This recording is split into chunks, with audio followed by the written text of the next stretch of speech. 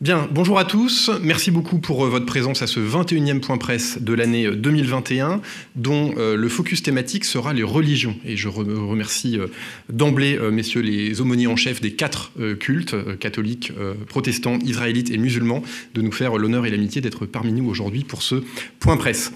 Comme il en est l'usage, je vais commencer par les points d'actualité du ministère des Armées, puis je présenterai l'agenda de la ministre Florence Parly pour la semaine prochaine. Nous parlerons ensuite des religions dans les armées et le général Barbry conclura le point presse avec la synthèse des opérations. Je vous dis d'abord que nous sommes en train d'étudier, mesdames et messieurs les journalistes, les réponses que vous nous avez faites au questionnaire de satisfaction, que nous en tirons des enseignements et un grand profit, et que nous devrons être en mesure, dans quelques semaines, de vous proposer quelques ajustements pour encore mieux répondre à vos besoins. Ceci étant dit, je commence par les sujets d'actualité du ministère des Armées pour cette semaine, qui sont au nombre de 8. Tout d'abord, revenir sur l'édition 2021 de ce qu'on appelle le bug bounty du ministère des Armées. Le bug bounty, c'est ce qu'on pourrait appeler la chasse aux failles, la chasse aux vulnérabilités dans le domaine informatique. Donc concrètement, c'est une cinquantaine, 53 exactement, personnels du ministère des Armées, des militaires d'actifs, des civils de la défense, mais aussi des réservistes qui ont fait office de hackers, mais hackers avec de l'éthique, et on appelle donc ça des hunters. Et donc ils se sont mis à la quête de failles dans 15 de nos systèmes informatiques connectés à Internet. C'est une quête qui se conclut par des profits, puisque nous identifions des failles, ce qui nous permet de les corriger derrière. Donc nous avons in fine des systèmes informatiques qui sont mieux protégés, et d'autre part, cela permet de valoriser des experts d'une part, et de favoriser la montée en compétences techniques de nos experts. C'était donc la 3e édition, la première ayant été lancée par Florence Parly en marge du Forum international sur la cybersécurité de Lille en 2019. Deuxième point d'actualité, le lancement par la Direction générale de l'armement de la rénovation de 50 chars Leclerc. La rénovation des chars Leclerc, c'est un des piliers du programme Scorpion. Vous vous souvenez que dans la loi de programmation militaire, la cible est d'avoir 200 chars Leclerc rénovés à l'horizon 2028. Eh bien, la première tranche de ces 200 chars Leclerc rénovés vient d'être notifiée à la société Nexter pour 50 chars qui devraient être livrés dans leur version rénovée entre 2022 et 2024. Troisième point d'actualité qui concerne la DGA et la Marine nationale, c'est une expérimentation réussie en matière de veille coopérative navale. Aujourd'hui, lorsque vous souhaitez faire dialoguer des bateaux sur une situation tactique, vous utilisez ce qu'on appelle de la liaison de données tactique. Eh bien, nous allons un cran plus loin avec cette expérimentation qui a été menée entre une frégate française, le Forbin, et une frégate des Pays-Bas, des Évènes provinciennes. L'objectif est de partager en temps réel des données radars brutes. Cela permet de démultiplier la capacité de détection de nos navires et donc d'avoir un préavis plus important pour mettre en œuvre des moyens de défense aérienne. Donc cette expérimentation a été menée avec succès, avec le concours du centre DGA Technique Navale à Toulon, et doit permettre d'envisager un déploiement opérationnel sur nos bateaux à partir de 2022. Quatrième point d'actualité, le bilan de la journée nationale des blessés de l'armée de terre, qui s'est déroulée le samedi 19 juin dernier à Paris et en région. Vous vous souvenez sans doute que le chef d'état-major de l'armée de terre avait fixé un objectif qui était de courir ou de parcourir l'équivalent de la distance Terre-Lune. Eh bien, c'est un objectif qui a été largement dépassé puisque ce sont 577 654 km qui ont été parcourus à pied, en vélo ou par d'autres moyens de locomotion pendant ces quelques mois. L'occasion pour moi de vous rappeler que la cellule d'aide aux blessés de l'armée de terre, la CABAT, accompagne en permanence 1200 militaires, 70% d'entre eux étant atteints de syndrome de stress post-traumatique. Depuis 1993, la CABAT a accompagné 14 000 militaires. 5e point d'actualité, l'Europe et l'initiative européenne d'intervention. Vous vous souvenez de cette initiative lancée par le président de la République en 2018 qui vise à créer une culture stratégique commune et à créer les conditions d'engagement commun futur. Dans ce cadre, l'armée de l'air et de l'espace a organisé au Bourget 2 journées d'échanges sur la puissance aérienne et la puissance aérospatiale avec les 12 armées de l'air des pays partenaires. Un certain nombre de chefs d'état-major de l'armée de l'air des pays de l'initiative européenne d'intervention étaient là, des directeurs politiques de défense, des capitaines d'industrie, des personnalités du monde académique pour 2 jours d'échange sur notre culture stratégique en matière aérospatiale. Ces 8 tables rondes sont visionnables en replay sur la chaîne YouTube de l'armée de l'air et de l'espace. 6e point d'actualité concernant la Marine nationale et le prochain départ du Tour de France le 26 juin depuis Brest. Nul besoin de vous rappeler que la Bretagne est une terre d'élection pour la Marine nationale et aussi pour le cyclisme. La Marine emploie de Brest à Lorient 21 000 personnes et représente un poids économique de 2,2 milliards d'euros injectés chaque année dans l'économie. Il était donc naturel que la Marine accompagne ce grand moment sportif qui est le départ du Tour de France. Dès le 24 juin, il y aura des concerts du Bagad de l'Anbiway à Brest, alors soit dans le Fan Park, qui est place de la Liberté à Brest, soit sur la zone de présentation des coureurs. Nous aurons une quarantaine d'élèves de l'école des Mousses qui formeront une haie d'honneur lors de la cérémonie de présentation officielle des coureurs. Il y aura un vélo humain qui sera constitué par des marins et des gendarmes maritimes au pied de la préfecture maritime. Et lorsque les coureurs, le 26 juin, franchiront le pont de l'Iroise, il y aura en rade une manifestation nautique. Par ailleurs, pour les 2e et 3e étapes du Tour de France, des avions Falcon 50, Rafale, des Atlantique 2 survoleront la course pour saluer les Français. 7e point d'actualité concernant la Marine nationale également, et à nouveau un point de gastronomie dont j'avais déjà parlé il y a quelques semaines. Cette fois-ci, l'association Les Toques Françaises qui a été invitée à bord du porte-hélicoptère amphibie Dixmude à l'occasion des 20 ans de l'association et du partenariat avec la Marine nationale. L'occasion pour moi de vous rappeler que la Marine nationale représente 1300 marins spécialistes des métiers de bouche. Alors cela peut être des cuisiniers, des maîtres d'hôtel, des gestionnaires de cercles ou de foyers, des commis aux vivres. Près de la moitié de ces 1300 personnes sont embarquées au quotidien sur des bateaux de la Marine nationale. Et chaque année, près de 300 d'entre eux passent dans les écoles des fourriers de Querqueville, dans la Manche, pour se former à la boulangerie, à la restauration, à la gestion, à l'hygiène. Par la suite, ils rejoignent une filière qui, chaque année, recrute 250 marins à partir du grade de matelot. Enfin, dernier point d'actualité concernant la Marine nationale, 2 points d'agenda. Tout d'abord, les journées nationales du sauvetage en mer, les 26 et 27 juin. Ce sont 9000 hommes et femmes bénévoles en France qui sont membres de la SNSM et qui concourent à la sécurité maritime. La Marine nationale, évidemment, les épaule et travaille avec eux au quotidien et donc s'associe naturellement à ces 2 journées de la manière suivante. À Ouistreham, le patrouilleur de service public Cormoran sera ouvert au public. Il y aura également une démonstration d'un hélicoptère Caïman NH90 de la flottille 33F. Et à La Rochelle, la flottille 35F participera à une démonstration d'hélitreuillage. Ce sont des événements parmi sans doute d'autres. Le CIRPA Marine pourrait les détailler. Dernier point d'actualité, le symposium naval de l'océan Indien du 28 juin au 1er juillet. J'en avais déjà parlé lors d'un point presse précédent, simplement pour vous dire que le CIRPA Marine se tient à votre disposition si vous souhaitez de la documentation ou davantage d'informations. Voilà, rapidement les 8 points d'actualité que je souhaitais partager avec vous. Je ne reviens pas sur le point d'actualité très positif qui a été le passage devant le Bundestag hier, passage couronné de succès pour la suite du système de combat aérien du futur et le vote positif du Bundestag. Nous pouvons donc avancer sur le chemin d'un démonstrateur en 2027 avec les prochains développements jusqu'en 2024 qui sont couverts par cet accord du Bundestag. Et également, deuxième point dont je n'ai pas parlé mais très positif et dont on a largement parlé par ailleurs, le lancement du service national universel qui concernera 18 000 jeunes cette année.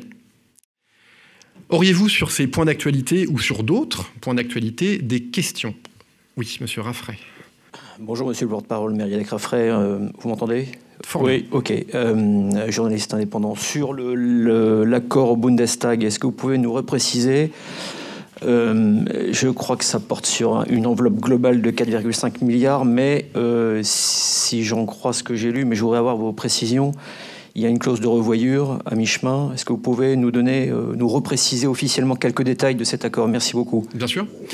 Donc là, nous sommes en train de poursuivre et bientôt de terminer les études préliminaires, les études d'avant-projet. Donc là, il s'agit maintenant de passer dans la phase de réalisation du démonstrateur qui doit voler en 2027. Le passage au Bundestag a permis l'engagement de la part de l'Allemagne à hauteur de 1,3 milliard d'euros pour les travaux qui vont s'engager entre maintenant et 2024. 2024 n'est pas 2027, il y aura donc une deuxième tranche de 2025 à 2027 qui nécessitera elle aussi un passage devant le Bundestag en temps utile, mais nous parlons là d'un passage dans quelques années. Donc l'engagement dont il est question aujourd'hui, c'est celui que je vous ai donné, 1,3 milliard pour l'Allemagne, étant entendu que France et Espagne auront le même niveau d'engagement Donc nous attendons maintenant un accord formel de l'Espagne pour avancer sur ces travaux, et d'ici quelques semaines, le contrat en bonne et due forme devrait être notifié aux industriels. Juste pour compléter ma question, sur la partie de négociation entre les industriels, on est toujours en cours de négociation, hein? Oui, mais c'est une négociation que je qualifierais en courte finale et qui, vu de notre place, ne doit pas poser de difficultés pour une notification dans quelques semaines. Quelques semaines. Très bien, je passe donc maintenant à la présentation de l'agenda de Madame la Ministre. L'agenda pour cette semaine a déjà été diffusé, donc fort du retour des enquêtes de satisfaction, je n'en parle pas. Par contre, je donne ce que vous n'avez pas encore, l'agenda de la semaine prochaine, tel qu'il existe aujourd'hui. Lundi 28 juin matin, Madame Parly se déplacera au 5e régiment d'hélicoptères de combat de Pau pour inaugurer un bâtiment de maintenance de l'hélicoptère NH90. L'après-midi, elle se déplacera dans la région angevine, précisément à Verrières en Anjou, pour assister à la journée défense et mémoire nationale du service national universel dans un lycée qui s'appelle le lycée Saint-Aubin de la Salle. Le mardi 29 juin matin à 10h, la ministre s'entretiendra avec M. Daoud Yahya Brahim, qui est le ministre de la Défense de la République du Tchad. En fin d'après-midi, à 17h30, elle sera auditionnée par la commission de défense de l'Assemblée nationale sur le rapport au Parlement des exportations d'armement de la France en 2020, sujet dont nous avons déjà parlé. Le lendemain, mercredi 30 juin, elle assistera au Conseil restreint de défense et au Conseil des ministres. Le lendemain, jeudi 1er juillet, elle aura un entretien téléphonique avec le ministre de la Défense de la République tunisienne, M. Brahim Bartaghi. Et enfin, le vendredi 2 juillet, elle se rendra en fin d'après-midi aux rencontres économiques d'Aix-en-Provence. Voilà pour l'agenda de Madame la Ministre. S'il n'y a pas de questions sur cet agenda, nous allons pouvoir attaquer le focus thématique et la question des religions et des armées. Ce qu'il convient d'avoir en tête, c'est que depuis très longtemps, le ministère des Armées concilie l'accomplissement de la mission, qui est cardinale, et le libre exercice du culte. Madame la Ministre l'avait déjà dit, la clé dans la réussite de la mission, c'est la cohésion. Et il ne peut pas y avoir de cohésion sans respect des croyances de chacun. Nous avons aujourd'hui l'honneur de recevoir les 4 aumôniers en chef des cultes catholiques, protestants, israélites et musulmans. Je vais rapidement leur céder la parole, mais je vais d'abord dire quelques mots d'introduction. D'abord vous dire que les armées et la religion, c'est une histoire ancienne. C'est Pépin le Bref, en 742, qui a instauré la première aumônerie militaire. Ensuite, François Ier, en 1541, a instauré la grande aumônerie de France. En 1619, un aumônier général des galères a été nommé. En 1626, le premier aumônier militaire protestant a été nommé par Louis XIII. L'aumônerie a été supprimée par la Révolution, mais a été rétablie pendant la Restauration. La fonction d'aumônier en chef que vous portez, messieurs les aumôniers en chef, a ensuite été créée par un décret de 1866 qui organise l'aumônerie militaire en temps de guerre. Ensuite, nous arrivons en 1874, qui est une date importante, puisque la loi instaure en temps de paix la présence permanente d'aumôneries catholiques, israélites et protestantes. Ce principe d'une aumônerie militaire permanente a été réaffirmé par la loi du 8 juillet 1880, qui fait encore référence aujourd'hui. C'est un point très important parce qu'en 1880, nous sommes 20 ans avant 1905, et la loi que tout le monde connaît. Et donc finalement, ce principe de liberté du culte, de liberté des consciences au sein des armées a été formalisé, officialisé par une loi qui est arrivée 25 ans avant la loi de 1905. Et d'ailleurs, le Conseil d'État, en 1963, a bien indiqué que cette loi de 1880, propre au ministère des Armées, était finalement en avance sur la loi de 1905, qui en rien n'abrogeait la loi de 1880. La présence permanente d'aumôniers du culte musulman, elle, est plus récente. Je rappelle néanmoins que des imams avaient servi pendant l'époque napoléonienne. La mosquée de Paris a été inaugurée en 1926. Elle témoignait de la reconnaissance de la nation pour le sacrifice des soldats musulmans pendant la Grande Guerre.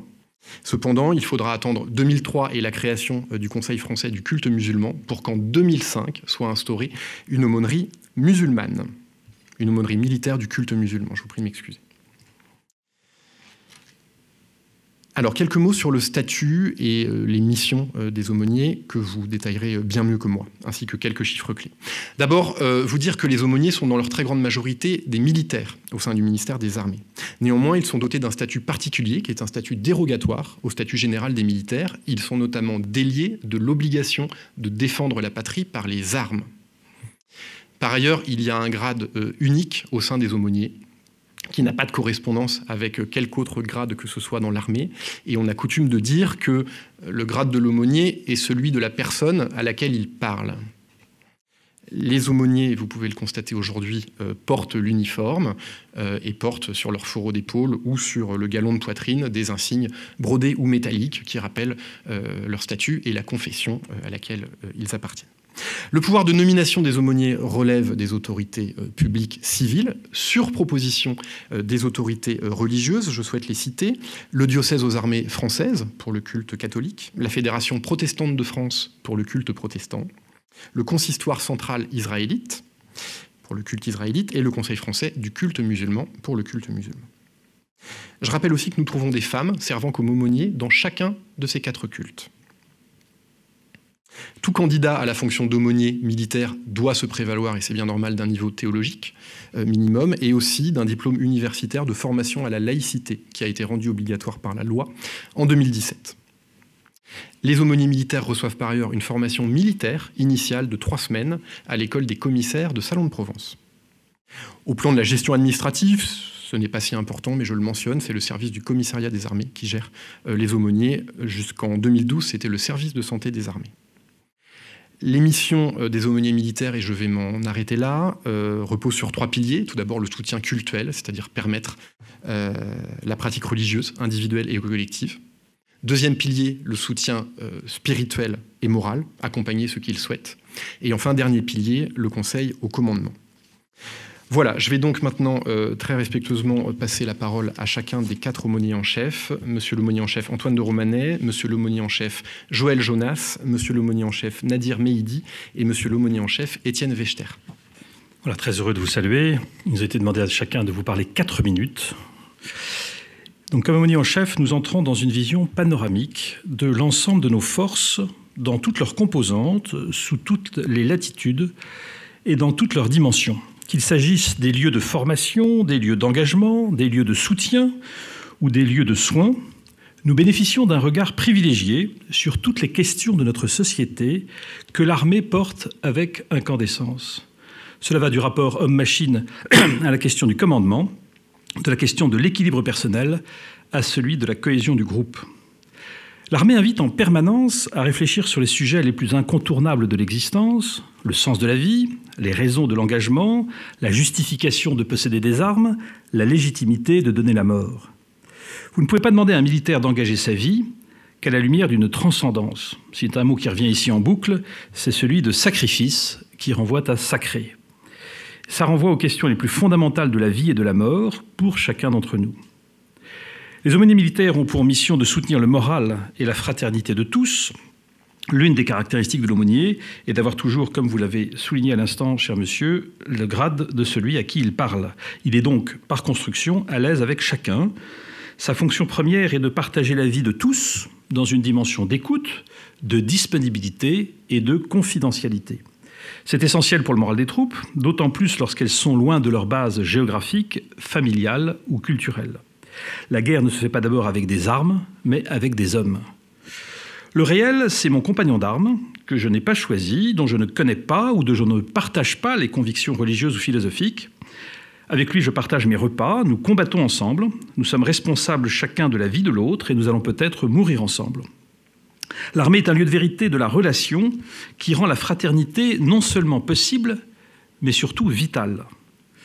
Loin de toute tentation communautariste, nous sommes au service de tous, en offrant une présence de gratuité, un soutien hors hiérarchie et sans finalité opérationnelle.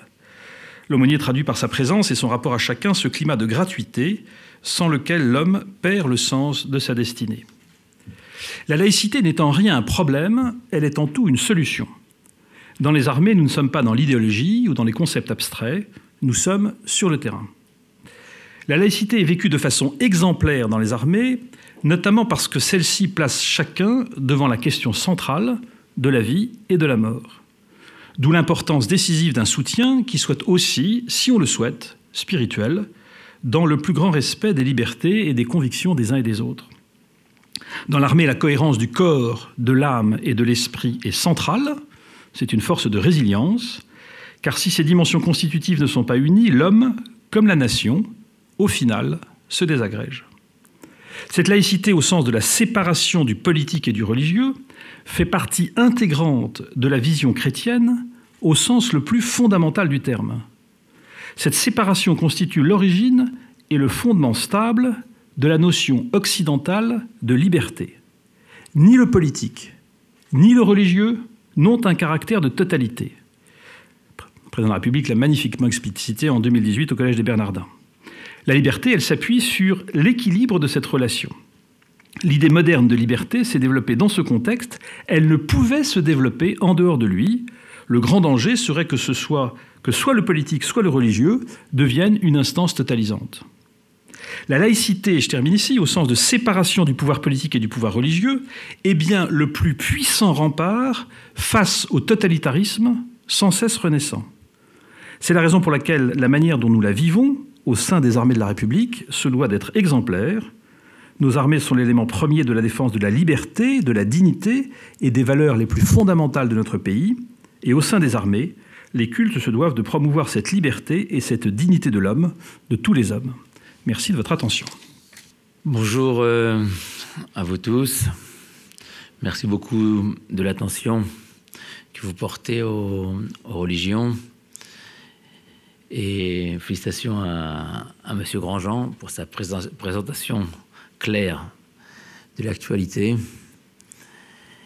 Et parler de la laïcité dans les armées, puisque le talmudiste que je suis, un petit peu, eh bien, peut s'étonner de comment concilier la notion de laïcité qui, dans l'esprit de tous, symbolise finalement l'absence de religion, avec devant vous, eh bien, 4 hommes de foi, un catholique, un protestant, un musulman et un juif. Est-ce que la présence de ces aumôneries ne sont-ils pas en contradiction avec le principe de la laïcité?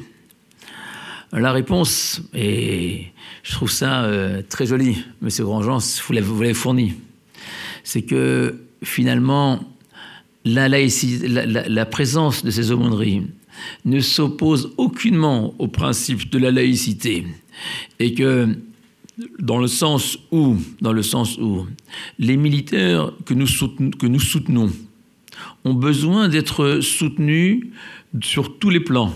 Évidemment que les armées apportent un soutien simplement physique, au niveau de l'habillement, au niveau de l'armement, au niveau de la formation, au niveau, éventuellement, dans certains cas, dans le logement, tout ce qui peut permettre à ces femmes et ces hommes d'exception, dont l'actualité récente nous montre leur bravoure, leur courage pour défendre notre sécurité partout dans le monde, et que ces femmes et ces hommes ont besoin d'un soutien, et que notre première fonction est d'abord d'apporter un soutien religieux à ces hommes et ces femmes pour ceux qui en ont besoin, puisqu'on le sait que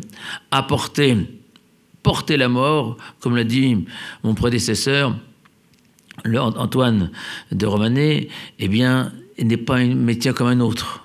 Et que, surtout lorsqu'on a la foi, et même lorsqu'on l'a pas, c'est évidemment que c'est pas anodin, c'est pas gratuit.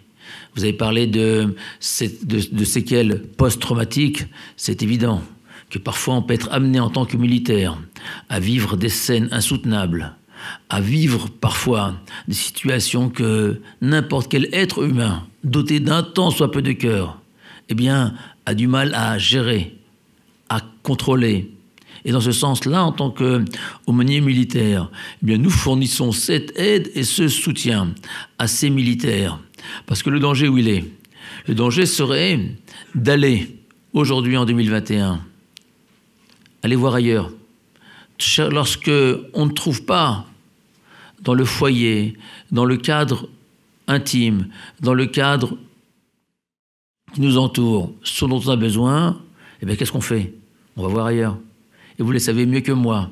Aujourd'hui, avec Internet, avec les réseaux sociaux, dont je ne dis pas que c'est une immense poubelle, mais on sait qu'il y a aussi des accents qui nous déplaisent, qui nous inquiètent, toutes sortes de modes de pensée Et pour ça qu'il est plus que jamais essentiel de fournir. Moi, personnellement, je parle pour le culte israélite.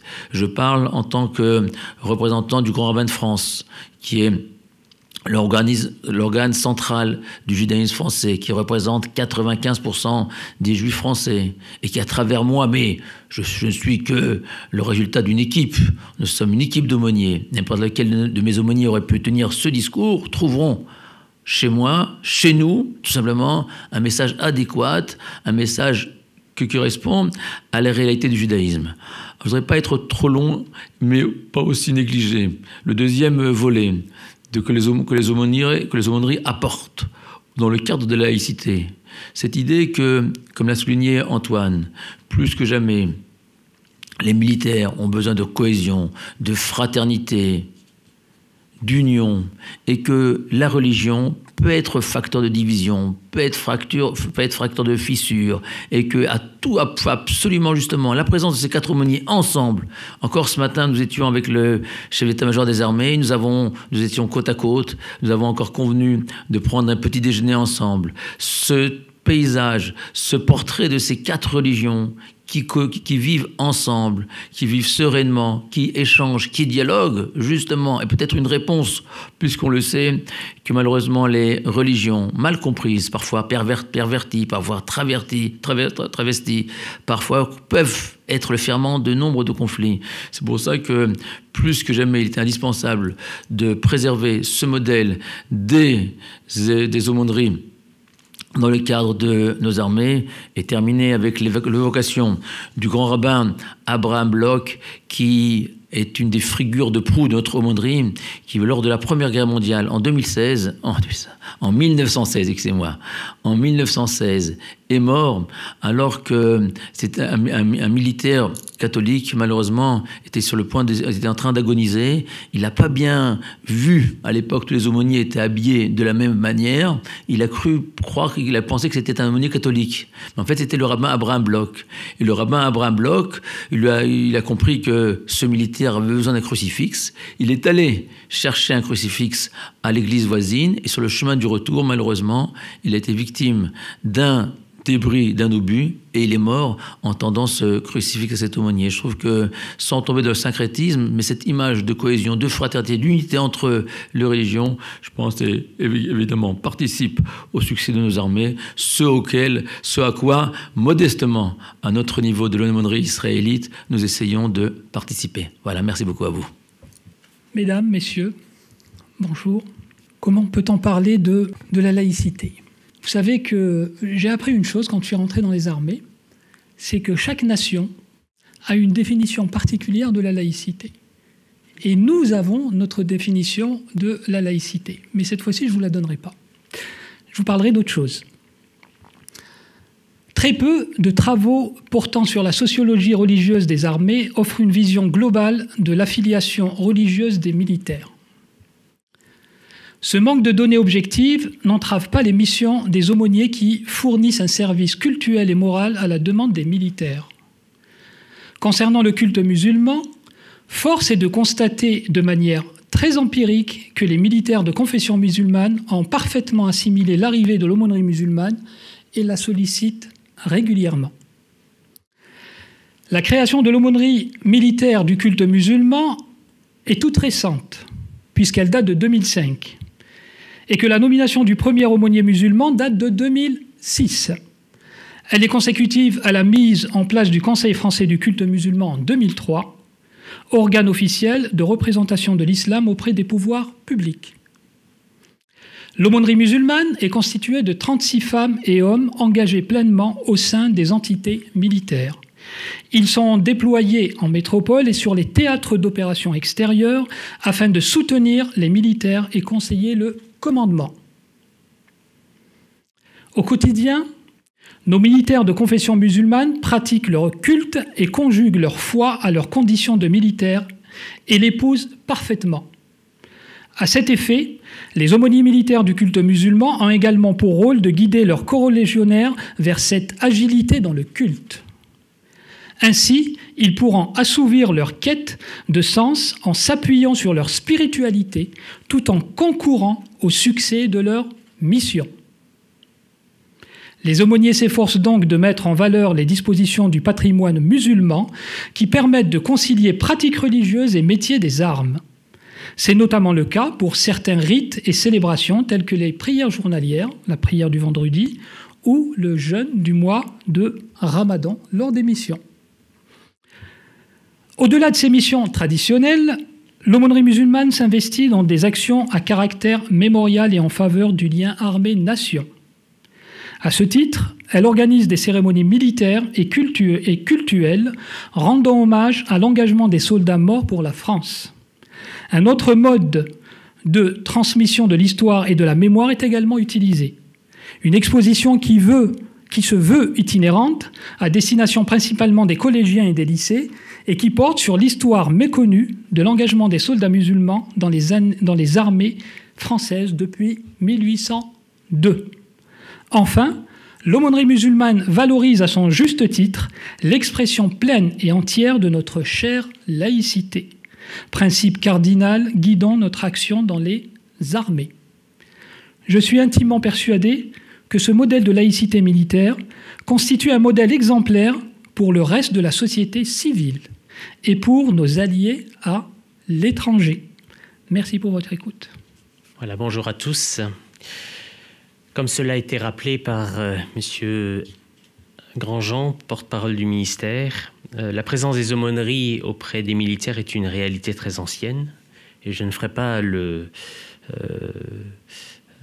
retour historique, mais depuis des siècles, des religieux ont consacré leur vie et leur énergie à un service d'aumônerie, bien avant que l'existence d'ailleurs de ces aumôneries ne soit formalisée par des textes. Il est important de rappeler en tout cas la spécificité militaire en soulignant que l'exercice de la laïcité dans les armées françaises constitue un aspect particulier des relations entre d'une part les religions et leurs représentants, les aumôniers, et d'autre part l'État dont l'armée en est la représentante en tant que détentrice de la force légale. Mais il convient ici bien évidemment de ne pas raisonner en termes d'opposition, mais d'adopter une approche concrète, coopérative et dépassionnée, non sans conviction, sachant que l'honneur et la raison d'être des aumôneries, qu'elles soient catholiques, protestantes, israélites et musulmanes, sont d'accompagner les hommes et les femmes là où ils sont et de les aider dans la mesure où ils le souhaitent dans des domaines divers, y compris, mais non exclusivement, dans le domaine spirituel.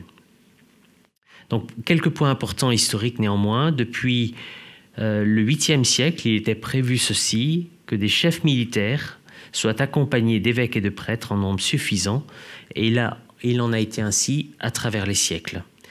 Le rappel a été fait avec quelques dates importantes, 1870, avec la présence protestante qui apparaît, 1874, les aumôniers israélites, puis la présence des aumôneries devient permanente en 1880, et au fil des temps, s'est donc mis en place une pluralité religieuse qui garantissait à chaque citoyen la liberté de pratiquer le culte de son choix, comme celle de n'en pratiquer aucun. Ainsi qu'il est de règles en matière de liberté publique pour être réelle et non fictive, cette liberté religieuse devait être encadrée par des mesures concrètes. Voilà pourquoi la loi a prévu que des aumôniers soient placés auprès des populations que leur situation professionnelle, personnelle ou de santé les contraignait à rester ou demeurer éloignés de leur domicile ou de leur communauté habituelle. Alors c'est le cas des espaces contraints au sein des armées, mais aussi dans les hôpitaux et les prisons. Et les choses, nous le savons, ont continué à se mettre en place avec la création de l'aumônerie musulmane 2005-2006. Le sujet de ce jour aborde le thème de la religion dans les armées. Alors que certains pourraient penser que ces diverses expressions religieuses seraient susceptibles de générer des difficultés, des tensions ou des crispations, le principe de laïcité intervient et pose le cas d'une cohabitation qui respecte les conditions de chacun. Et face au drame des conflits et des guerres, ou bien des divisions confessionnelles pourraient s'exacerber, nos spécificités cultuelles sont un atout pour mieux comprendre l'autre et agir ensemble. Les aumôniers sont ainsi au quotidien au contact des personnels civils et militaires, et ils sont très souvent questionnés sur la foi, la religion. Ces préoccupations s'expriment face aux situations difficiles ou complexes auxquelles ils sont soumis, et il est important pour eux de pouvoir en parler, de s'ouvrir à l'aumônier qui écoute et entend, non pour juger, mais pour accompagner et conseiller. C'est bien là la réalité du terrain. Ainsi, contrairement à l'idée souvent répandue ou rencontrée qui consiste au nom de la laïcité à reléguer la pratique religieuse à la sphère privée quand ce n'est pas d'envisager de l'exclure des espaces collectifs et même des conversations, ce que nous pouvons vivre au sein des armées est tout autre. Nous observons très clairement un retour du religieux, un attrait pour la spiritualité, une quête de sens et d'éternité, autant de démarches pour lesquelles nous nous devons d'être présents auprès de tous. Les aumôniers sont ainsi un complément précieux dans bien des domaines et bien entendu en termes de réflexion, en particulier sur des questions éthiques en lien avec la dimension spirituelle. L'aumônier rejoint donc et donne sens à la vie et à l'engagement. Alors je ne veux pas ici donner l'impression de gommer ce qui est à la fois nos spécificités, nos différences et paradoxalement nos richesses. Je reprendrai juste cette affirmation lue dans un ancien article. Les religions ont quelque chose à dire à la société, notamment sur le plan éthique, social et même comportemental. Quel que soit son culte, chaque aumônier assimilé à un religieux est ainsi représentant d'une religion. Il est d'une certaine façon un facilitateur, un harmonisateur, alors qu'il porte et partage un message d'espérance et de fraternité. Et cela a été rappelé, c'est déjà visible dans les relations que nous entretenons entre nous, aumôniers des différents cultes, et des actions que nous pouvons parfois mener conjointement. Le commandement y est sensible, car cela participe, je crois, à l'apaisement des relations au sujet du fait religieux, mais participe également à la cohésion de nos armées. Et je terminerai juste avec l'image de notre insigne d'aumônier, des branches d'olivier entrecroisées, symbole de paix et de concorde. Il s'agit de savoir rester modeste avec l'espoir d'être perçu, malgré les particularités et les limites de notre profil, avec nos dons et nos faiblesses, comme des aumôniers, hommes ou femmes, formés et actifs pour apporter, dans un large soutien de tous, des éléments utiles dans une dimension spirituelle propre à notre fonction. Je vous remercie. Merci infiniment, monsieur l'aumônier en chef. S'ouvre maintenant un temps de questions. Si vous avez une question spécifique sur un culte, sentez-vous très libre de la poser. Sinon, messieurs les aumôniers en chef se répartiront, je pense, intelligemment la parole. Monsieur Raffray. Bonjour à messieurs les aumôniers. Je voulais rebondir sur une affirmation, monsieur l'aumônier du culte protestant, que vous venez de prononcer. Vous avez dit « Nous observons un retour du religieux, une quête de sens ». Alors sur le retour du religieux, je voulais poser cette question aux 4 intervenants et leur demander s'ils ont une mesure de ce retour du religieux et comment ce retour du religieux se manifeste-t-il, si c'est un retour récent et comment il l'explique. Merci beaucoup. Je réponds, je laisserai ensuite la parole. Je reviens juste à ce que j'ai connu quand j'ai commencé à être aumônier. Après plusieurs années en tant que pasteur en paroisse, j'ai commencé un service dans le cadre de la réserve avant de devenir aumônier d'active. Et je me rappelle les présentations que nous faisions de la présence et de l'offre d'aumônerie dans le cadre des armées. Ce sont les jeunes qui arrivaient sur le régiment. Et après une présentation assez généraliste sur ce que font les aumôniers, leur présence dans les armées, justement en lien avec la question de laïcité, il y avait également un temps de questions et de réponses. Et j'ai toujours été frappé par la quantité de questions qui venaient de ces jeunes, en particulier sur les questions de foi, de religion, de croyance. Et c'est là on peut quantifier un petit peu l'intérêt. Les jeunes et l'ensemble des personnels sont très attentifs. C'est une dimension qui parfois n'est pas développés dans leur service, dans le service en tant que militaire ou même civil de la défense. Et je crois que c'est important d'être présent parce qu'il y a un vrai questionnement qui englobe leur vie privée, mais aussi conjugale parfois, familiale, leur vécu dans la société et les questions éventuellement qui englobent la dimension éthique ou morale. Donc il y a une vraie attention à ces questions et les aumôniers sont des interlocuteurs privilégiés pour aborder effectivement ces différents domaines. Quant à avoir une quantification, ce serait assez difficile puisque c'est au gré de nos pérégrinations les uns et les autres et du service que les aumôniers apportent à l'ensemble des personnels. Évidemment, on ne peut pas quantifier, mais ceci dit, ce qui est intéressant, c'est juste l'actualité. Si vous voyez le dernier ouvrage coordonné par Dominique Régnier, Fondapol, sur le sujet, l'ouvrage de Sonia Mabrouk, l'ouvrage de Patrick Buisson, l'ouvrage d'un monde de l'Académie française, Le pays des hommes sans Dieu, on sent bien que l'actualité littéraire en France, depuis quelques semaines, est en plein sur ce registre du questionnement. Et 80% des habitants de la planète portent une réalité religieuse profondément ancrée. Qu'est-ce que ça signifie ? C'est tout à fait intéressant. Je voudrais revenir une seconde sur l'aspect qui a été dit tout à l'heure. La laïcité n'exclut pas. Mais la laïcité, c'est le rapport incontournable entre le politique et le religieux. Voilà. Avec la position toute simple que le politique n'est pas le lieu de la rédemption. Et que la République ne m'a pas donné la vie, ne donne pas la vie éternelle. La République est totalement fondée dans ses activités de bien commun, d'organisation de la vie sociale. Et elle répond à un certain nombre de choses tout à fait essentielles. Mais si la République n'avait pas en face d'elle une réalité religieuse, elle deviendrait une réalité totalitaire. Et le XXe siècle nous l'a tellement bien illustré que ça me semble inutile d'aller plus loin sur ce sujet, qui est pourtant absolument décisif. Il n'y a de laïcité qu'en tant qu'il y a une articulation vive et dynamique entre le politique et le religieux. Et là encore, le discours du président de la République au Collège des Bernardins le dit de la manière la plus éloquente. Comment peut-vous répondre une aumônerie jeune à votre question? L'aumônerie musulmane est arrivée la dernière. Et quand elle a commencé à être présente, le fait était là, le fait religieux était là.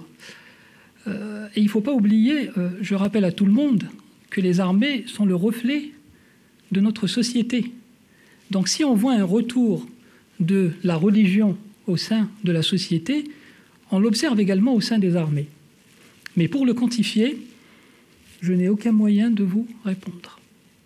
Personnellement, c'est difficile de parler d'un retour de la religion, puisque je suis relativement ancien dans les armées, et à mon sens, la religion, en tout cas dans les armées, puisque les militaires, quel que soit leur grade, sont tous des hommes pétris, et des femmes pétris d'un engagement très fort pour servir les valeurs de la France. Donc il y a forcément, qu'on soit croyant ou pas, mais une forme de communauté de valeurs entre la religion et les armées. Qu'on soit, encore une fois, c'est pas lié à la foi. Et donc, j'ai évidemment, c'est sûr que Nadir a raison. C'est sûr qu'il a raison de dire que les armées sont le reflet de notre société, mais en même temps, j'ai jamais eu l'impression que dans les armées, j'ai toujours ressenti auprès des personnes que j'ai soutenues et desservies, en tout cas, une sensibilité particulière pour le fait religieux. Maintenant, pour vous dire, pour les points de vue juifs, combien de chassidim, vous voyez, des juifs avec des papillotes et des grandes barbes et de longs manteaux figurent parmi les militaires français, ça relève du secret, du secret personnel et du devoir de réserve que nous avons tous. Mais c'est sûr qu'en tout cas, qu'il y a un fait religieux qui est patent et qui se vérifie année après année, même si effectivement il évolue au gré des évolutions de notre société. Merci beaucoup. Une autre question ? Madame Laurent Lacroix. Bonjour, Corinne Laurent Lacroix. Messieurs, je voulais savoir est-ce que vous pourriez préciser les questions éthiques sur lesquelles vous pouvez être consulté et être amené à donner votre avis ? Alors, on part du principe qu'on est des religieux. Donc, la majorité des personnes qui viennent nous voir pour ce qui concerne le culte. Mais c'est notre spécificité, mais c'est pas une exclusivité. Il y a un aumônier féminin qui a toujours dit une phrase, et vous comprendrez après ma réponse. Elle dit « Je ne suis pas l'aumônier des militaires musulmans, mais je suis l'aumônier musulmane des militaires. » Ça veut dire quoi ? La majorité du temps, on vient nous voir pour des questions en relation avec le culte, la pratique. le retour vers la religion, ou l'éloignement vers la religion également. Mais on a également souvent des questions d'ordre spirituel. Et on a souvent également des questions d'ordre moral.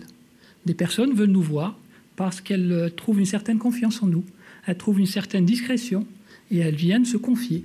C'est pas forcément, la personne ne vient pas forcément me voir pour me dire j'ai envie de commencer à faire la prière, expliquez-moi comment.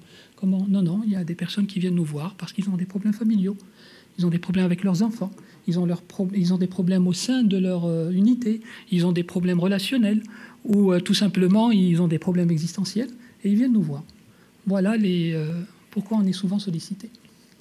Donc effectivement, si vous voulez, toutes les questions que porte l'armée, au fond, ce qui est très intéressant, c'est que l'armée porte avec incandescence tous les sujets et est en avance de phase sur énormément de sujets parce qu'on fait de la guerre avec des hommes, mais aussi avec des armes, et qu'il est important que ces armes soient égales, sinon supérieures, à ceux qui nous font face. Donc c'est une compétition permanente. Donc comment réfléchir tout ce qui concerne le spatial, les satellites tueurs, les différentes interactions. Comment réfléchir les drones et les drones sans pilote. Comment réfléchir un certain nombre de réalités. Dans ma situation personnelle, j'ai été nommé juste après qu'ait été signé le TIAN, le traité d'interdiction des armements nucléaires, par 52 pays, dont le Saint-Siège, à l'été 2017. Je me suis énormément investi dans ce domaine pour produire un document qui a été remis non seulement à tous les évêques de France, mais aussi à tous les gens qui interfèrent sur ce sujet, aussi bien au Saint-Siège que dans les autorités gouvernementales. Et j'ai eu l'occasion de m'exprimer dans beaucoup d'enceintes, à commencer ici à l'EMA, sur ce sujet, essayer d'avoir une réflexion éthique et de mise en perspective, qui a, je crois, été assez féconde. C'est très fréquent qu'un comité de l'IHEDN vienne nous interroger sur le commerce des armes ou sur tel ou tel sujet. Enfin, les questions éthiques, très vite, renvoient à une dimension spirituelle. Et donc, c'est extrêmement fréquent d'être sollicité, soit par des individus, soit par des groupes, soit par des institutions, soit par des conférences. Et les demandes de prise de parole sont extrêmement nombreuses. Et effectivement, la demande éthique sur ce sujet est constamment présente. Voilà. Sur l'ensemble du spectre, extrêmement vaste, aussi bien humain que technique, que matériel, que géopolitique. Et ça, ça dépend des circonstances. Ça fait partie aussi des choses très informelles pour chacun d'entre nous, puisque c'est aussi au gré des circonstances, des contacts que nous pouvons avoir, des écrits que nous pouvons faire, et qui sont autant d'occasions de relance et d'approfondissement sur tous ces sujets. Je mentionnerai peut-être juste un élément dans les questions sur lesquelles nous avons été sollicités. Dans le cas de la Covid, ont été réactivés des comités d'éthique dans le cadre des hôpitaux militaires.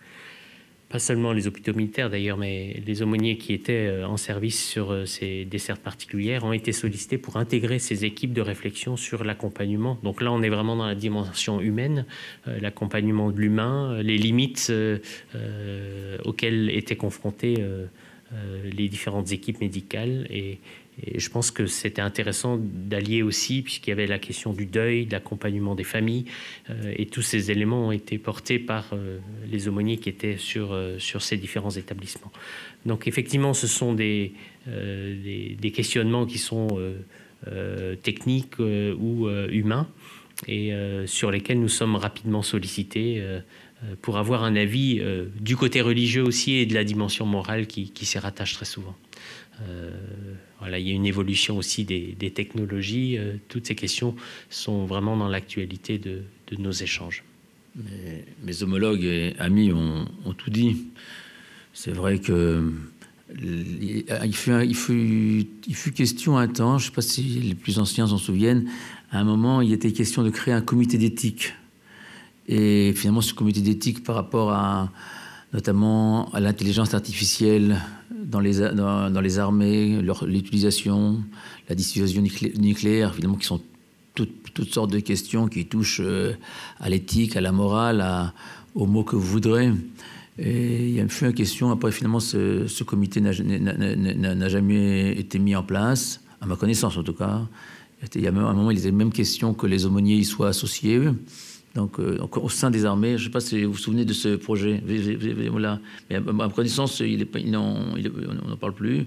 Après, c'est pas besoin d'être grand clair pour comprendre que, comme l'a dit Antoine, on est dans une compétition aussi avec les autres pays.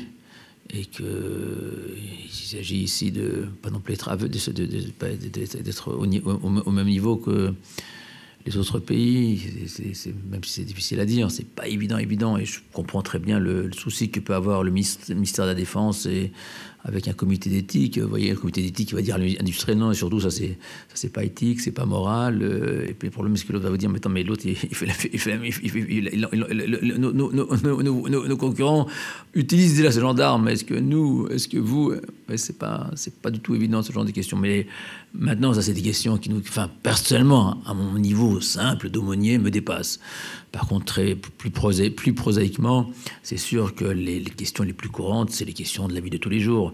Et c'est vrai qu'à notre niveau, en tout cas en tant qu'aumônier, mais je suis aussi rabbin, puisque dans le cadre de l'aumônerie israélite et des armées, nous sommes une émanation du grand rabbinat de France. Nous sommes une petite équipe de rabbins qui ont été mises à la disposition des armées françaises pour apporter notre culture, notre savoir-faire et surtout notre intelligence. Et la question d'éthique la plus bête, c'est comment on parle avec une femme, comment on parle avec sa femme, comment on parle avec ses enfants, comment on parle avec ses parents, comment on parle avec ses cousins, etc.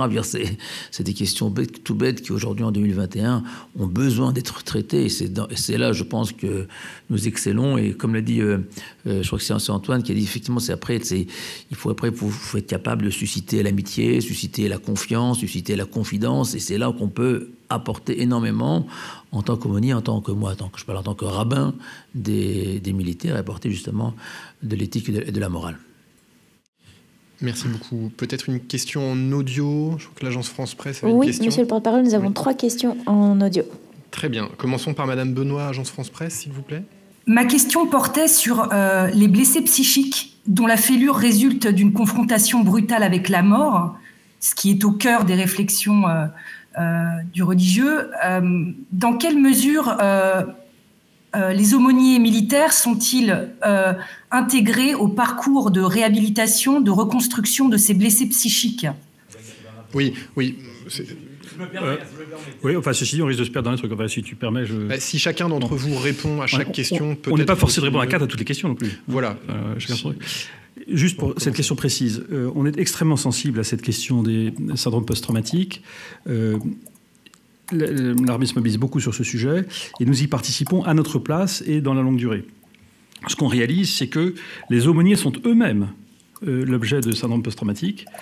En général, ceci se réalise à la fin de la mission, c'est-à-dire que à la fin du service, c'est-à-dire que vous pouvez avoir un événement qui a lieu quand vous avez 35 ans, et c'est quand vous avez 45 ans que vous quittez le service que ça va commencer à se révéler. C'est vrai pour les militaires de toutes sortes, à commencer par les aumôniers. Et nous, lors de notre dernière réunion de groupe de l'ensemble des aumôniers, nous avons fait intervenir des spécialistes militaires sur ces éléments de syndrome post-traumatique, et nous allons reprendre ce sujet de manière très approfondie pour nos planchers de rencontres nationales, parce que nous sentons qu'il s'agit d'un objet tout à fait décisif, non seulement dans l'accompagnement que nous devons offrir aux militaires, mais dans l'accompagnement que nous devons être très attentifs à nous offrir à nous-mêmes. Donc la sensibilisation actuelle se fait de manière très forte, à commencer par les aumôniers pour eux-mêmes. Non, mais ces questions sont apparues, en tout cas, selon mes souvenirs, après la guerre du Golfe, c'est là qu'on a vu les premiers retours. Et déjà, je me souviens, déjà dans les congrès, il y a une vingtaine d'années, on découvrait ces notions. On découvrait cette notion de post-traumatique. Il y avait des mots savants en anglais. Je me souviens avoir suivi plusieurs formations, plusieurs symposiums consacrés justement spécifiquement à ce genre de traumatisme. Et c'est sûr que je ne suis pas un grand médecin, mais je comprends très bien que c'est comme un venin qu'on inocule et qu'on ne sait jamais auquel jamais ça peut se réveiller. C'est comme, malheureusement comme les cas d'inceste, Dieu préserve, c'est le même genre de choses. Sur le moment, peut-être même ça ne se révèle pas, mais après, face à un mariage, face à il y a ce genre de choses qui font, c'est évident. Mais en tout cas, les armées en tiennent compte et on fait beaucoup d'efforts dans ce domaine. Je dirais sur cette question, il y a une évolution aussi de notre positionnement, de par nos arrière-plans et nos parcours. Certains des aumôniers sont particulièrement sensibles dans l'accompagnement des uns et des autres, puisque en ayant été parfois dans un engagement civil, et pour les aumôniers protestants qui, pour la plupart, ont été dans un engagement pastoral, il y avait une attention à la personne. En entrant dans le cadre d'un service au sein des armées, il y a une attention particulière, et je pense qu'il y a aussi une évolution dans notre positionnement et dans notre participation, et ça a été rappelé en partie, mais il y a une cohabitation et une collaboration entre différents soutenants, et je pense aux services de santé, je pense aux autres intervenants autour du militaire, l'environnement humain qui est très attentif aussi, et nous participons à notre manière et à notre mesure à cet accompagnement, ce suivi. Nous-mêmes, comme le disait Antoine, nous sommes marqués, en tout cas les uns et les autres, pour avoir vécu aussi des choses difficiles en étant au contact du terrain. Et je pense qu'on a une appréciation et une perception de la situation qui nous rend proches des uns et des autres. Ça reste un sujet très délicat.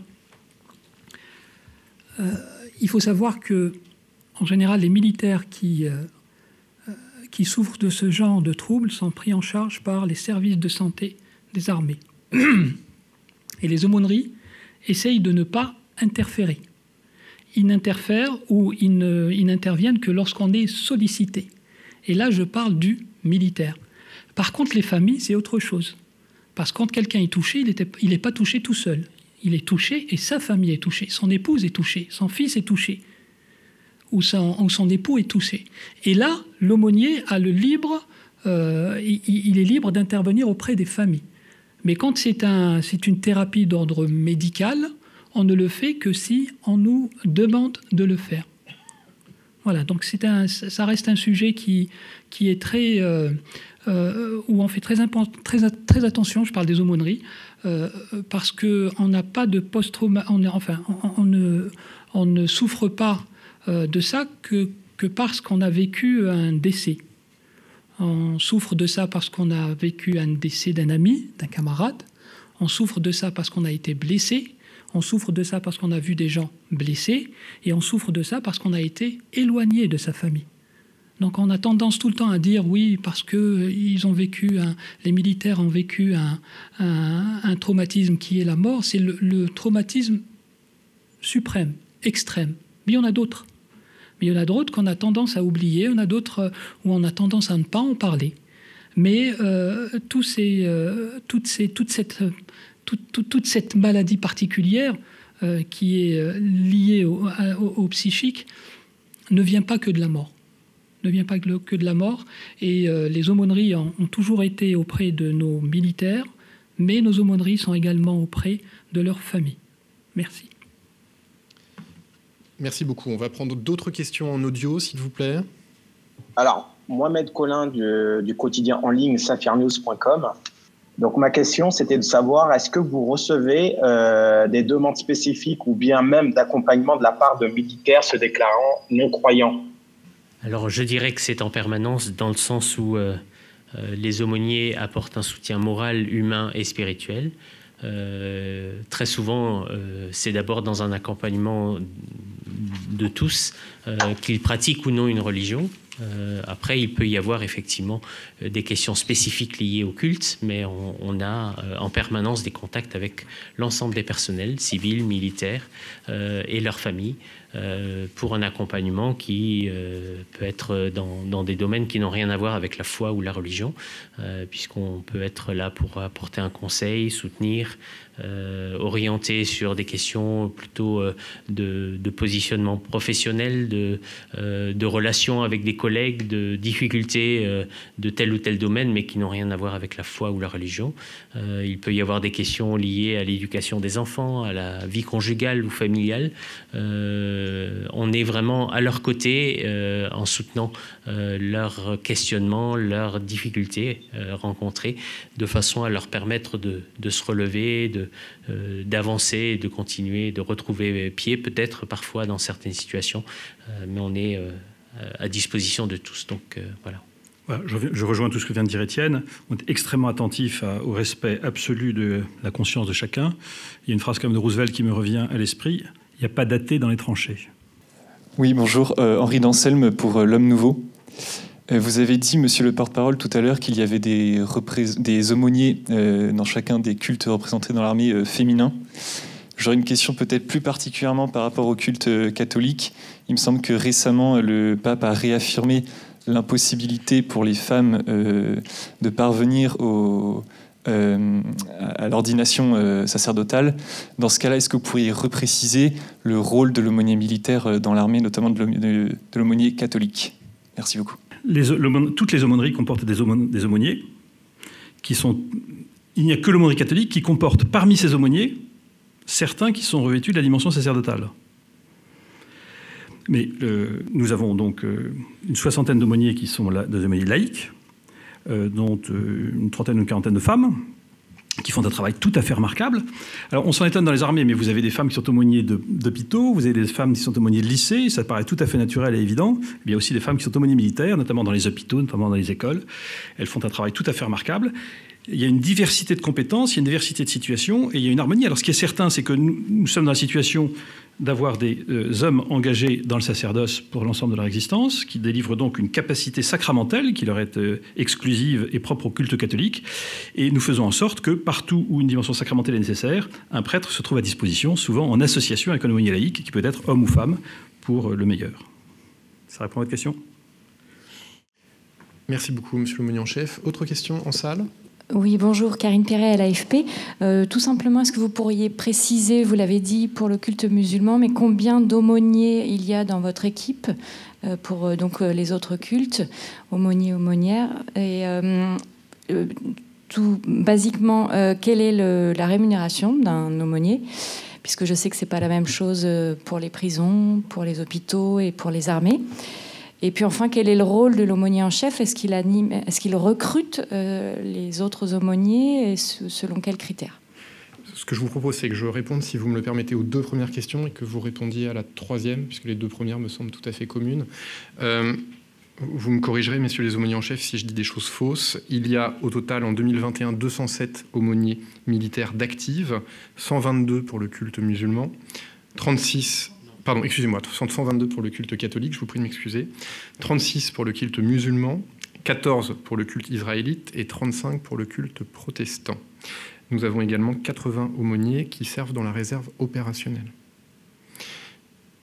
Sur la question de la rémunération des aumôniers dépend de l'âge et de la durée de service des aumôniers, et pour donner un ordre de grandeur, correspond à une échelle qui va d'une solde de lieutenant à une solde de lieutenant-colonel.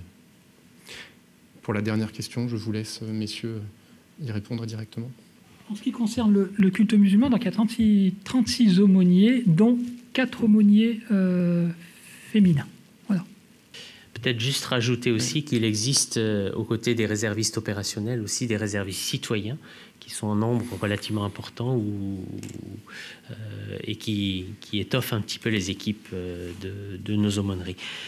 L'aumônier en chef est celui qui coordonne l'ensemble de son aumônerie, et l'organisation est à peu près similaire d'un culte à l'autre, et à ce titre il intervient également avec parfois une équipe rapprochée sur la question du recrutement, sachant que nous suivons les directives et les exigences du ministère sur le profil des aumôniers. Mais effectivement, on intervient en particulier sur cet aspect-là.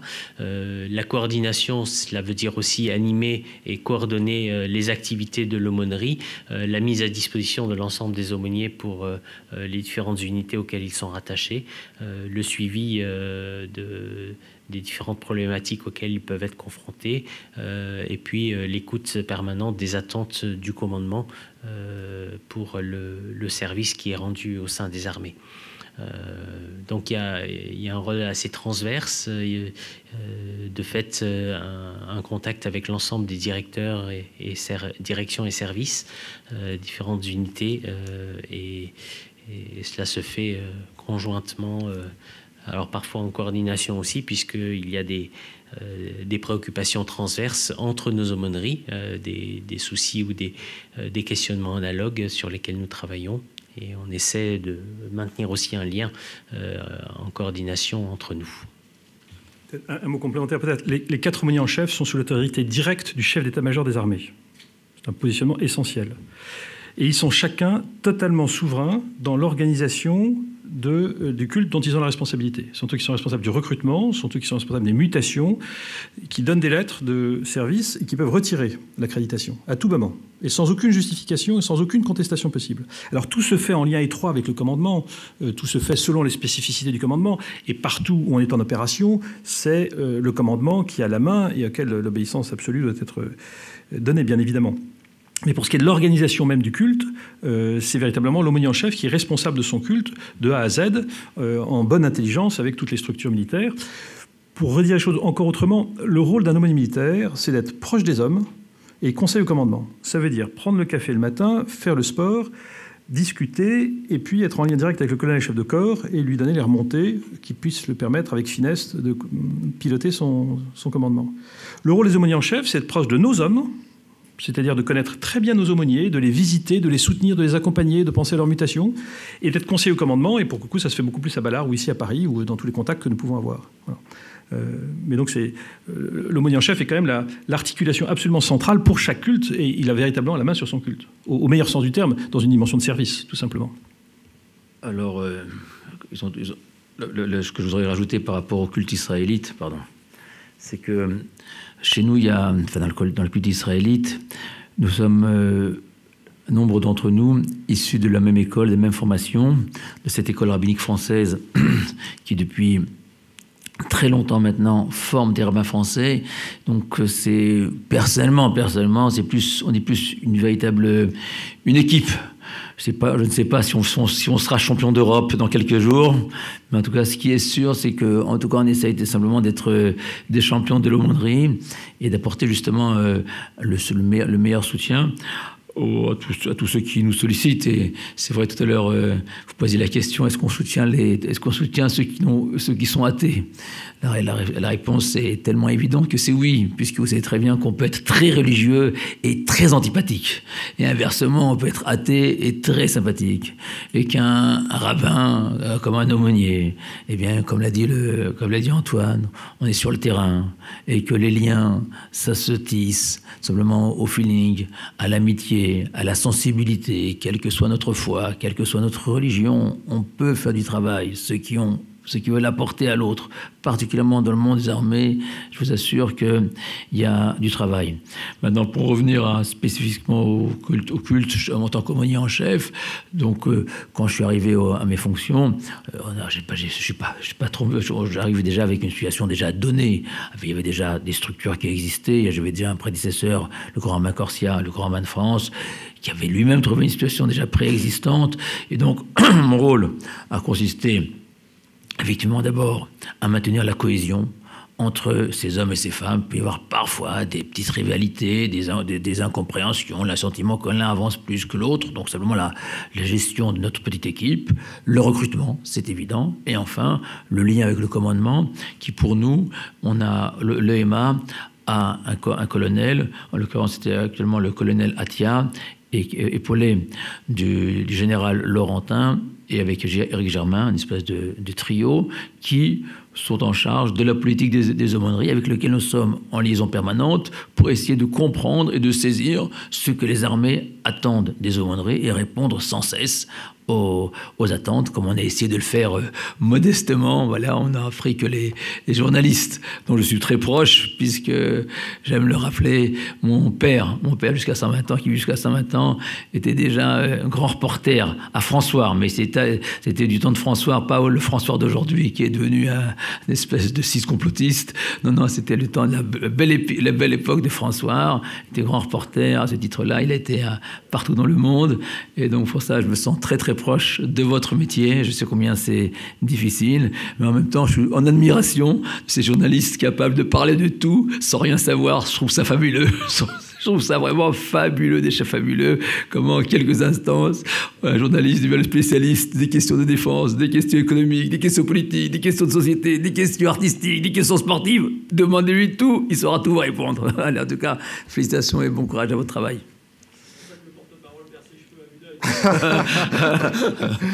Merci, monsieur l'aumônier en chef. Je vous propose qu'on prenne 2 dernières questions avant de passer au point sur les opérations.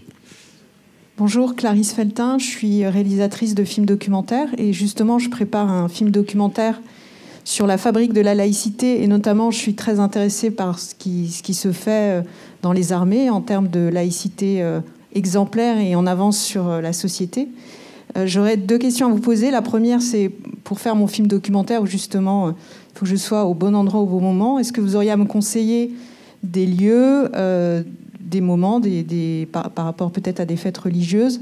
Est-ce que c'est intéressant d'aller sur un bateau? Est-ce que, voilà, peut-être des opérations extérieures? Et la deuxième question, c'est puisque cette laïcité militaire est exemplaire et en avance, est-ce que vous pensez dans quelle mesure elle pourrait diffuser dans notre société qui en aurait tant besoin? Peut-être pour la première question, on reviendra vers vous directement, madame, via les équipes du général Barbry pour le MACOM, pour organiser ces aspects-là. Et peut-être vous laisser la main, messieurs les aumôniers en chef, sur la deuxième question.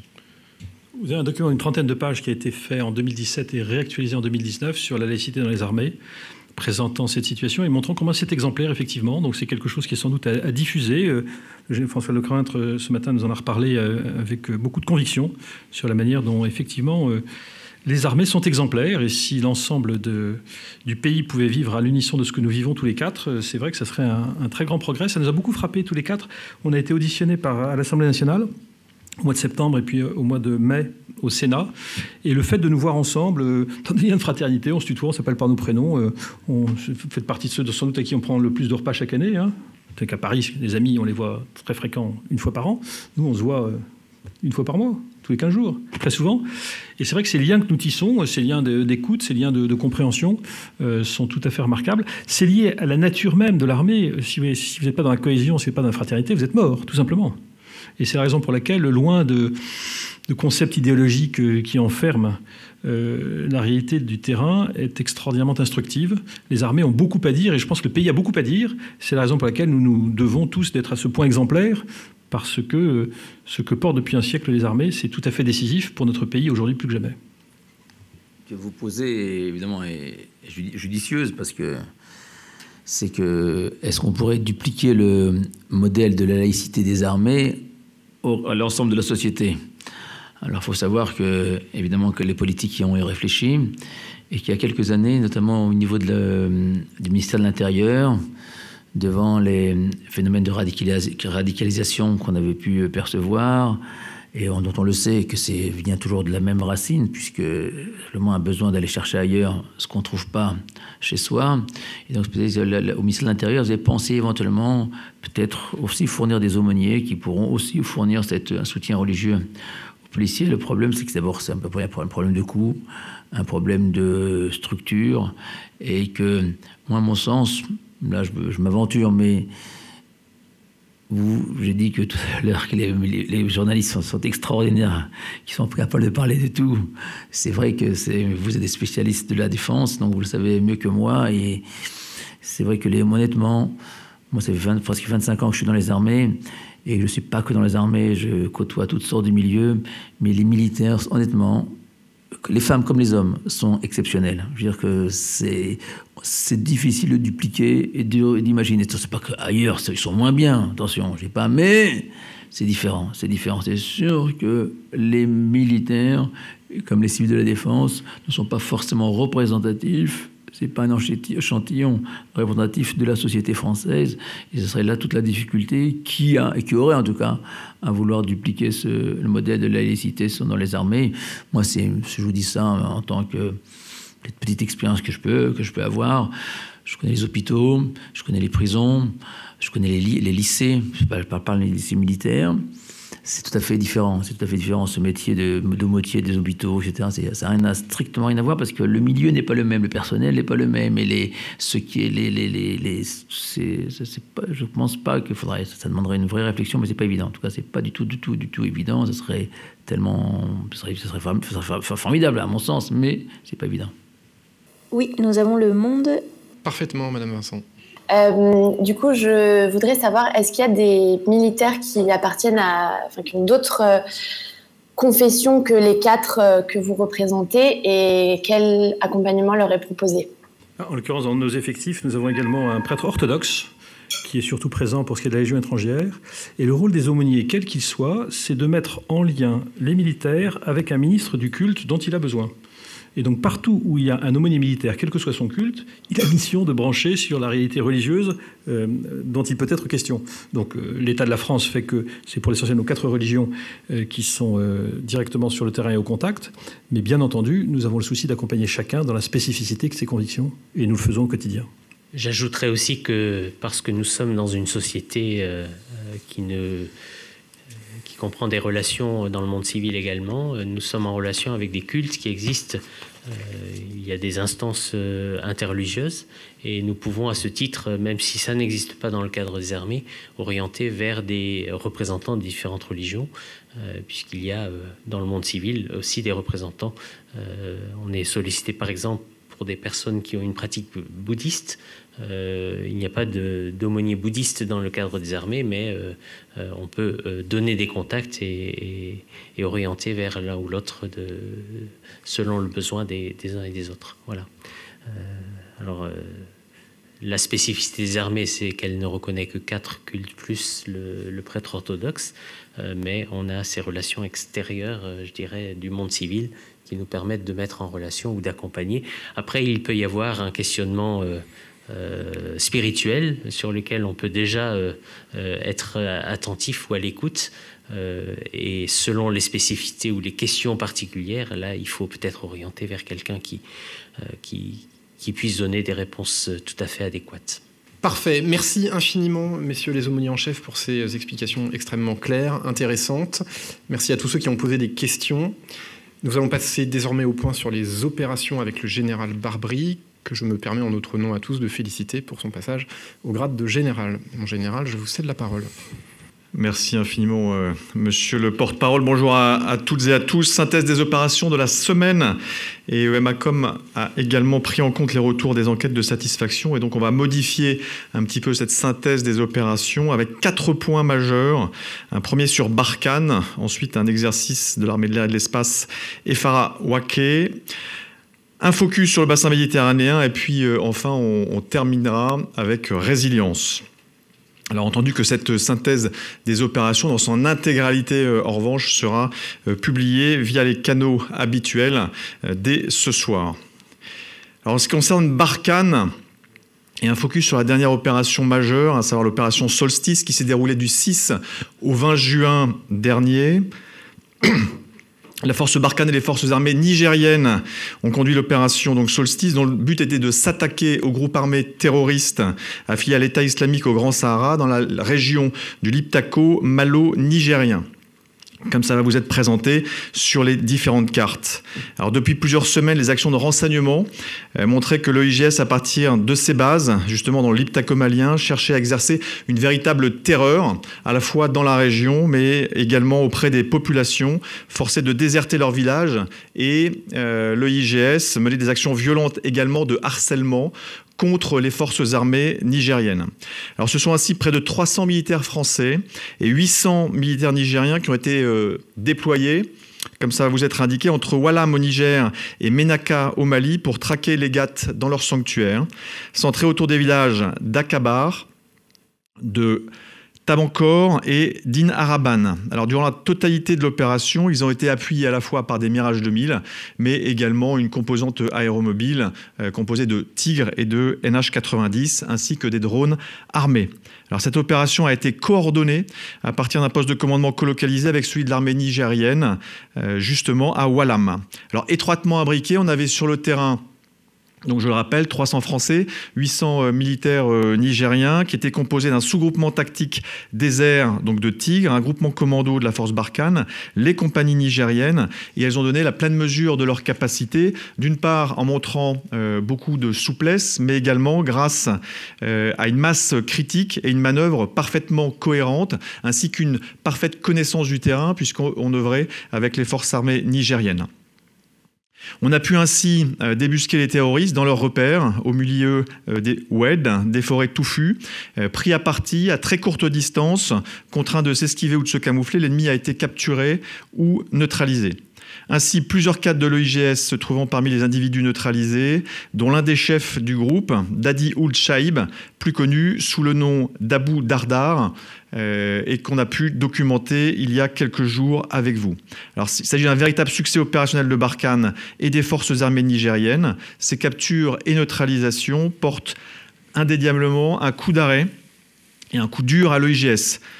De la même façon, la saisie de nombreuses ressources complète cet excellent bilan, comme indiqué à l'écran, donc avec 13 motos, près de 30 armes légères d'infanterie, une cinquantaine d'appareils de communication ou encore du matériel entrant dans la confection d'engins explosifs. Vous avez également à l'écran la composition, donc 300 militaires français, 800 militaires nigériens, environ 150 véhicules, 450 heures de vol et 8 opérations d'engagement majeures qui auront été réalisées lors de cette opération. La violence des combats au sol donc, a néanmoins coûté la vie à un de nos camarades des forces armées nigériennes et occasionné donc, des blessures auprès de 3 de nos camarades français. Ils ont tous été rapidement évacués par l'hélicoptère et se trouvent actuellement à Gao. L'opération Solstice a également confirmé tous les bénéfices du partenariat que l'on peut entreprendre avec les forces armées partenaires dans les pays de la BSS. Également, la participation donc, des forces spéciales européennes de la Task Force Takuba, j'y reviendrai, a permis également d'initier la coopération opérationnelle avec les forces armées nigériennes, coopération qui sera appelée à se renforcer dans les mois et les années à venir. Je voulais également profiter donc, de cette synthèse des opérations pour faire un petit focus sur l'attaque du véhicule suicide contre la force Barkhane le lundi 21 juin. Donc ça a été parfaitement explicité, documenté. Simplement pour revenir sur quelques points, ce véhicule chargé d'explosifs, il a cherché donc à s'approcher à plusieurs reprises du dispositif français pour essayer à la fois d'entrer au contact ou de s'insérer dans le dispositif. Grâce à l'excellente réaction des militaires français qui ont réalisé donc, les sommations adéquates, ce véhicule suicide n'a pas eu, j'allais dire, d'autre alternative que de se faire exploser à plusieurs dizaines de mètres donc, du dispositif français, réduisant par là même le nombre de blessés. Nombre de blessés, je vous le rappelle, donc 6 militaires français, 4 civils maliens, dont un enfant. En ce qui concerne les 6 militaires français, 4 d'entre eux donc, ont été évacués et se trouvent actuellement sur les hôpitaux de la plaque parisienne. Les autres blessés sont tous actuellement pris en charge à Gao.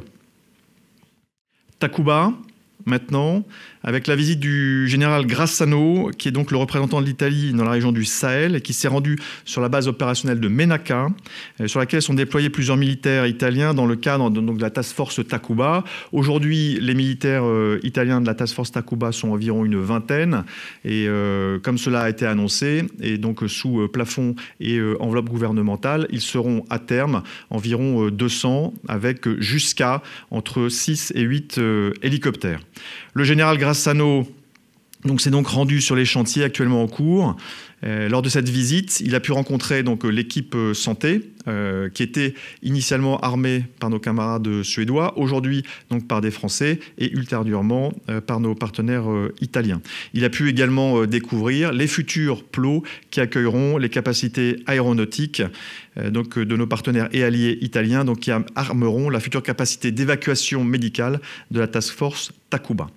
Voilà, fin du focus sur l'opération Barkhane et on va maintenant basculer en Asie-Pacifique avec l'exercice Efara Wakea.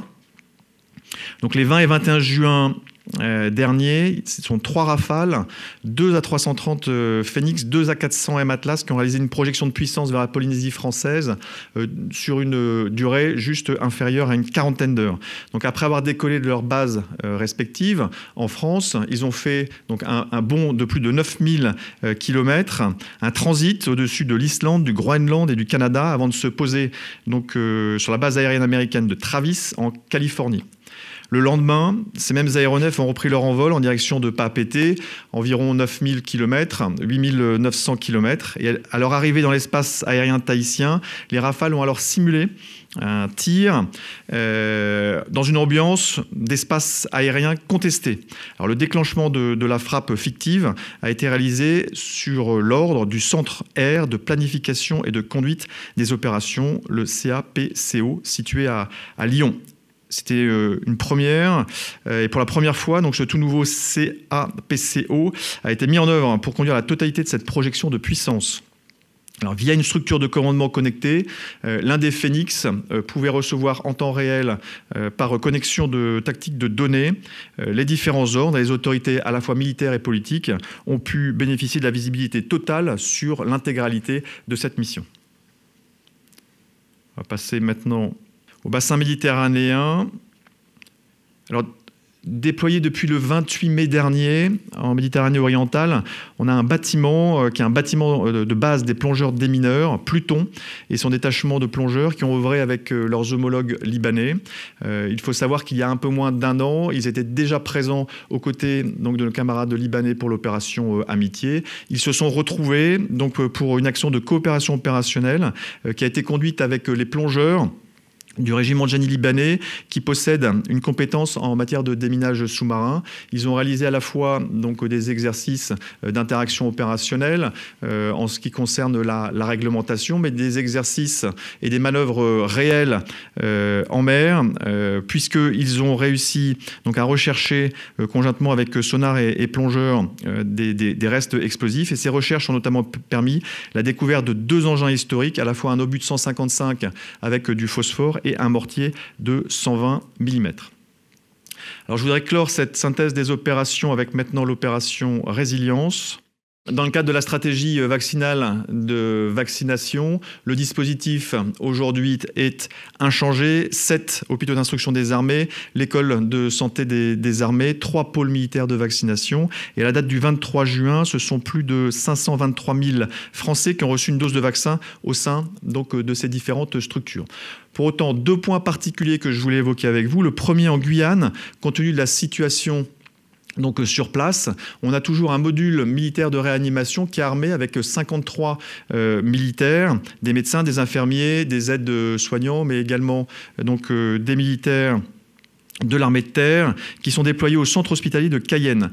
Alors ce module militaire de réanimation, il a une capacité théorique de 10 lits. Aujourd'hui, il y a 8 de ces 10 lits sont occupés avec des patients en état de réanimation. Et puis le deuxième point, c'est en Polynésie française, les forces armées ont mis en place la mission Aura qui a pour objectif de soutenir la campagne de vaccination, notamment dans les îles et les atolls les plus isolés de la région. Ainsi, donc, depuis le 5 mai, les CASA, Dauphin, Falcon ou encore la frégate de surveillance Prairial, avec son Alouette 3, ont acheminé des doses de vaccins, des équipes médicales pour procéder à la vaccination, justement, dans ces zones éloignées, dans ces îles et dans ces atolls. Au bilan, avec 45 heures de vol et une dizaine de jours à la mer pour le bâtiment Prairial, les forces armées en Polynésie française auront permis d'atteindre 23 atolls et îles isolés et identifiés et de vacciner plusieurs centaines de personnes. Voilà, ceci clôt la synthèse des opérations et je suis bien évidemment tout disposé à répondre à vos éventuelles questions. Bonjour, mon général donc. Bonjour monsieur. Félicitations. Merci beaucoup. Pour les forces armées nigérianes, les FAN, juste une chose, je n'ai pas bien compris, mais elles ont franchi la frontière, elles ont travaillé aussi du côté malien de la frontière, ou est-ce que c'était... un mot là-dessus, s'il vous plaît. Oui, donc les forces armées nigériennes, dont je me plais à rappeler quand même qu'elles étaient 800 pour 300 Français, ont œuvré à la fois sur leur territoire national, et dans leur zone nationale, mais également ont franchi la frontière et nous ont rejoints pour des actions donc dans la région, dans la grande région notamment de Ménaka et au sud de Ménaka. Bonjour Général. Bonjour Madame. Une question toujours sur Barkhane. Pour bien préciser justement à la suite de mon collègue Meriadec, quand vous parlez de franchissement de la frontière, est-ce que justement l'intervention des FAN sur le territoire malien est prévu dans le cadre de la force conjointe du G5 Sahel avec ce franchissement possible de la frontière. Et deuxième question concernant les cadres neutralisés ou capturés que vous avez évoqués de l'EIGS. L'état-major nous a parlé effectivement d'Abu Dardar qui a été capturé. Néanmoins, est-ce que vous avez des détails à nous donner sur les autres captures ou neutralisations de ces cadres de l'EIGS? Je pense en particulier à un doute persistant quant au sort de Alma Mahmoud, Akbaï, qui est surnommé Ikarai. Je voulais savoir s'il faisait partie de ces cadres neutralisés ou capturés, ainsi que Rissa Al-Sarawi, s'il vous plaît. Merci. Merci madame pour votre question. 2 points. Le premier point, oui, le franchissement il est prévu et autorisé, à la fois en bilatéral, mais également lorsqu'il s'agit de forces, de la force conjointe du G5 Sahel, ça n'a posé aucun problème. C'est le premier point. Pour le deuxième point, je ne communiquerai pas davantage et plus que ce qui a été fait. Oui, il y a eu des cadres neutralisés. Oui, il y a eu quelques captures. Pour autant, à la fois pour consolider le renseignement et pour pouvoir exercer un droit de suite et eu égard à la sécurité des opérations, le temps n'est pas encore venu de communiquer sur d'autres choses que celles qui l'ont déjà été. Et en l'occurrence, je ne confirme ni infirme les noms que vous venez de citer. Très bien. Écoutez, merci infiniment à tous. La semaine prochaine, pas de point presse à Ballard. Par contre, je rappelle la tenue du salon Sofins sur le camp de Souges, sur l'innovation et les forces spéciales du 29 juin au 1er juillet. Très belle fin de semaine. À très bientôt. Au revoir et merci mon général.